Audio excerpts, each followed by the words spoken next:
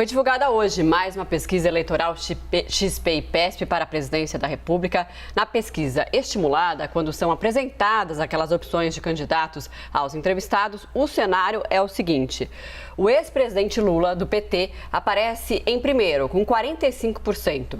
O presidente Jair Bolsonaro, do PL, vem em seguida, com 34%. Na sequência, aparece Ciro Gomes, do PDT, com 8%. Simone Tebet, do MDB, tem 3% das intenções de voto. André Janones, do Avante, tem 2%. João Dória, do PSDB, que ainda não era candidato na data da pesquisa, apontou e pontuou com 2%. Pablo Marçal, do PROS, e Felipe Dávila, do Novo, foram citados, mas não pontuaram. Vera Lúcia, do PSTU, José Maria Imael, do Democracia Cristã, Luciano Bivar, do União Brasil, e Sofia Manzano, do PCB, também foram citados, mas não chegaram a 1%. Brancos e nulos somam 3%. Não sabem ou não responderam 2%. Leonardo Péricles, da Unidade Popular, estava na lista, mas não foi citado por nenhum respondente. Você viu aí que nessa pesquisa João Dória ainda era considerado um pré-candidato ao Palácio do Planalto. A pesquisa XP e PESP também apresentou aos entrevistados cenários de segundo turno. Vamos ver o resultado. Num cenário entre Lula e Bolsonaro, o ex-presidente aparece com 53% das intenções de voto. O presidente tem 35%. Brancos, nulos, não votariam, não sabem ou não responderam, somam 12%. Contra Ciro Gomes, Lula tem 54%, Ciro 25%. Brancos, nulos, não votariam, não sabem ou não responderam, 22%. Se a disputa for entre Lula e Tebet, o petista tem 57%. A MDBista aparece com 18%. Brancos, nulos, não votariam, não sabem ou não responderam, somam 25%. No cenário entre Ciro Gomes e Bolsonaro, Ciro aparece com 44%. O presidente tem 41%. Brancos, nulos, não votariam, não sabem ou não responderam, 16%. No cenário entre Bolsonaro e Simone Tebet, o presidente aparece com 40% e a senadora 34%. Brancos, nulos, não votariam, não sabem ou não responderam, 26%. A pesquisa foi registrada na Justiça Eleitoral sob o protocolo BR 07856, 2022. Foram ouvidas 1.000 pessoas entre 23 e 25 de maio. O nível de confiança é de 95,5% e a margem de erro é de 3 pontos percentuais para mais ou para menos. Vamos de análise dessa pesquisa, como prometido no comecinho do live para você, Basília Rodrigues e Gustavo Uribe, nossos analistas apostos. Uribe, somando ali a Lula e Bolsonaro que despontam nas pesquisas, temos praticamente 80% dos entrevistados polarizados. É a polarização certamente marcando essa disputa. Bom dia. Cada vez maior, Daniel, essa polarização. Lula e Bolsonaro cresceram em todas as regiões do país.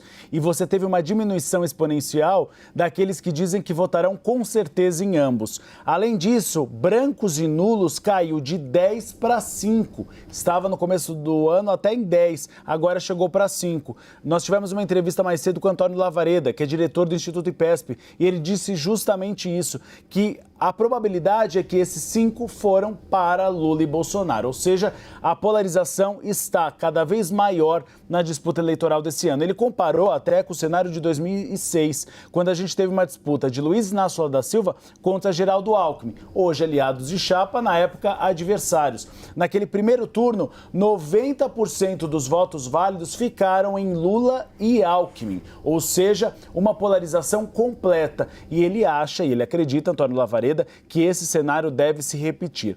Há, no entanto, aquela esperança da terceira via, e a pesquisa dá algumas notícias positivas. Pela primeira vez, Simone Tebet aparece numericamente na frente de João Dória. Numericamente pouco dentro da margem de erro, mas ela aparece com 3 e João Dória com 2. Há também um aumento muito grande do potencial de voto em Simone Tebet. Aquele segundo voto, quando você pergunta para o eleitor, tá bom, você vota nesse, mas quem você votaria? Passou, no caso de de Simone Tebet de 17% para 28%. E aí tem também o motivo de por que Ciro Gomes não desiste da disputa. Ele é o segundo voto preferido do eleitorado brasileiro. 41% dos eleitores dizem que podem votar em Ciro Gomes como um segundo voto. Então, a polarização cada vez maior, mas dá algumas sinalizações para a terceira via, mesmo que sejam sinalizações pequenas e sem grande esperança, mas há sinais. Sinais, como disse, fortes sinais, José Maria Emael. Vamos até incluir a Paula Martini também, daqui a pouco vai trazer ali uma análise de outro aspecto da entrevista, mas antes eu vou passar a bola para Basília Rodrigues. Basília, porque um outro dado que a gente pode destacar que é importante, né? A gente inclusive abriu o live falando sobre isso, é desse dado de que 68% dos entrevistados já definiram o seu voto. Inclusive o Antônio Lavareda, que é o diretor da pesquisa XP e PESP, disse que esse número ele não é comum nessa época, né, da disputa, nessa altura do campeonato na disputa. É exatamente isso. Em cada 10 eleitores, 7 dizem que já tem candidato. Independentemente de qual seja este candidato, o eleitorado brasileiro, a 5 meses das eleições, demonstra que já está decidido. Então, chega a 68%, por isso que a gente diz 7 em cada 10 eleitores respondem que, olha, eu já tenho candidato, não vou pensar amanhã, já decidi agora. Os outros que não responderam assim, afirmaram que vão se decidir depois das propagandas eleitorais na cadeia de rádio e TV, depois dos debates, né, que são aqueles momentos de maior acirramento dos rivais políticos antes das urnas, de fato, e um percentual bem pequeno diz que vai decidir no dia.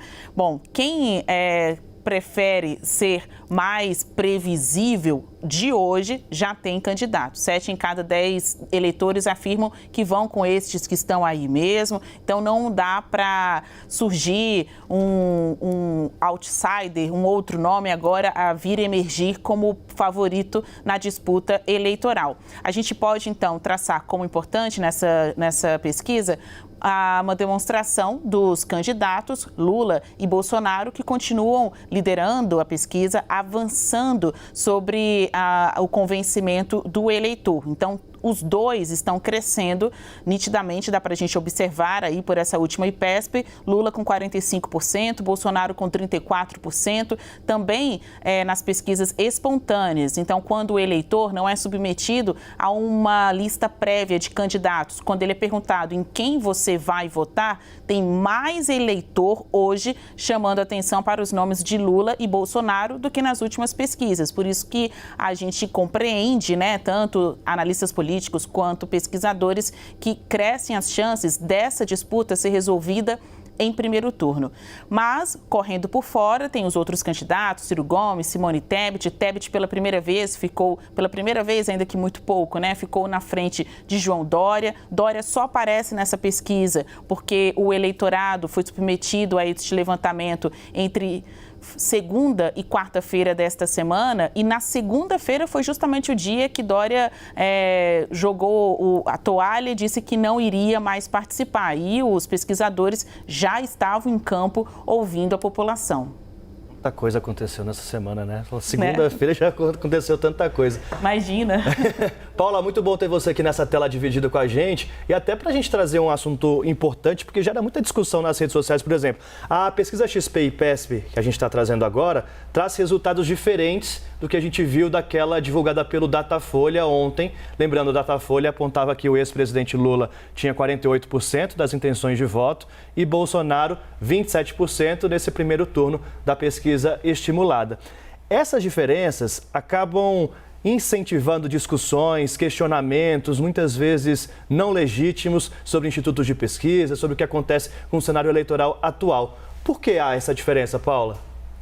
A gente sempre tem que levar em conta em qualquer pesquisa qual que foi a metodologia adotada. Daniel, Marcela, todo mundo que está aí em tela, um ótimo dia ainda para todo mundo. É o seguinte, eu fui conversar hoje de manhã com um cientista político, ele é especialista também em cenários eleitorais, estratégias, o Malco Camargos, para tentar entender essa diferença aí no resultado. A primeira coisa que ele destacou foi o seguinte: os dois institutos, o IPESP e o Datafolha, são institutos com grande credibilidade no mercado, mas a gente precisa levar em conta a metodologia que é aplicada nesses levantamentos. O IPESP, divulgado hoje, ele é uma pesquisa feita por telefone. Então, os entrevistadores têm que ligar para uma base de dados de telefones fixos e celulares e apresentar a lista de candidatos. E isso pode ser feito, geralmente é feito de forma aleatória, para que não haja ali nenhum tipo de indução à pessoa que está sendo entrevistada. Já o Datafolha, que foi divulgada ontem, é uma pesquisa presencial. Os entrevistadores são colocados aí em locais que têm grande fluxo de pessoas e abordam essas pessoas nas ruas. No entendimento do Malco Camargos, a abordagem presencial, ela leva uma certa vantagem em relação à telefônica, porque quando faz a ligação por telefone, o Instituto precisa fazer várias ligações até que alguém atenda e aceite, de fato, participar da pesquisa. Já na pesquisa ali presencial, é mais difícil que o entrevistado se negue a responder, ele acaba ficando ali para responder e os candidatos são apresentados em um disco. É oferecido um círculo ao entrevistado e ele aponta ali naquele círculo em que não há uma ordem, né, de qual candidato aparece primeiro ou por último, quem é a escolha dele. Um outro ponto importante para a gente considerar é a amostragem de cada pesquisa. O Datafolha, que foi divulgado ontem, ouviu 2.556 entrevistados. Já a pesquisa IPESP, divulgada hoje, ouviu 1.000 pessoas. E por que é tão importante a gente considerar a amostragem? Porque é a amostragem que vai levar aquele cálculo que a gente sempre fala quando divulga pesquisa, da margem de erro. Quanto maior for o número de pessoas ouvidas, menor é a margem de erro ali do resultado. Então, por isso, o Datafolha tem uma margem de erro de 2 pontos percentuais para mais ou para menos, e o IPESP tem uma margem de erro de 3,2 pontos percentuais para mais ou para menos. Então, é por isso que a gente sempre divulga pesquisas de institutos diferentes, porque o ideal não é que se faça uma comparação entre os institutos, mas que a gente acompanhe a evolução dos candidatos de acordo com a linha temporal de cada instituto, ou seja, que a gente compare a pesquisa IPESP divulgada hoje com a última pesquisa IPESP e com a próxima pesquisa IPESP e a mesma coisa com o Datafolha, que sempre a gente considere também a margem de erro, porque uma eventual vantagem pode, na verdade, acabar sendo um empate entre os candidatos. Perfeito, acho que é esse o ponto mesmo, né? As pessoas têm que analisar como aquele candidato está se saindo da última pesquisa, né, do começo dessa pesquisa, do mesmo instituto em relação à última que saiu de forma mais atual, né? Eu vou passar a bola agora para você, Uribe, para falar exatamente desse ponto. Então, se a gente for analisar a pesquisa IPESP-XP, que foi divulgada hoje, a gente vê que tem uma tendência ali de redução da margem entre Lula e Bolsonaro. Lula estava crescendo de uma forma mais acentuada e agora a gente vê uma certa estagnação. Bolsonaro ainda cresce um pouquinho mais que Lula, essa diferença fica menor, né? Pesquisa é retrato de momento e a gente tem que observar como se comportam os dados ao longo de um período. E é justamente o que a gente tem observado. As últimas pesquisas mostram que Bolsonaro tem se recuperado, mas não com o mesmo gás que ele se recuperava há alguns meses atrás. Ele tem estacionado agora, justamente porque o que diz Antônio Lavareda, que é o diretor do IPESP, que ele na verdade estava ganhando o espólio de Sérgio Moro. Agora o que a gente tem que observar é para onde vão os votos de João Dória. É um espólio pequeno? É um espólio pequeno, mas é um espólio, para saber exatamente quem vai lucrar com estes votos. E é uma crítica feita em relação às pesquisas por telefone, que elas não pegam um extrato da população que não tem telefone, que são os mais pobres. Então você pega um eleitorado que costuma ser um eleitorado mais identificado com candidaturas de esquerda. É por isso que essas pesquisas acabam não fazendo o retrato em relação a eles. Mas todas as pesquisas são válidas se feitas pelos critérios certos e o interessante é observar justamente a boca do jacaré, se aumenta ou diminui a evolução dos dados e não o retrato atual. Porque até o dia da eleição muita coisa pode mudar. Amarra pra gente, Basília. Ritmo e constância, né? Fotografia de momento é a pesquisa. Hoje está assim, amanhã a gente nem sabe se esses candidatos vão se manter firmes, né? Até as eleições de fato de outubro, e veja que outros nomes estão sendo aquecidos aí pelos partidos para que possam tentar fazer o brasileiro mudar de ideia.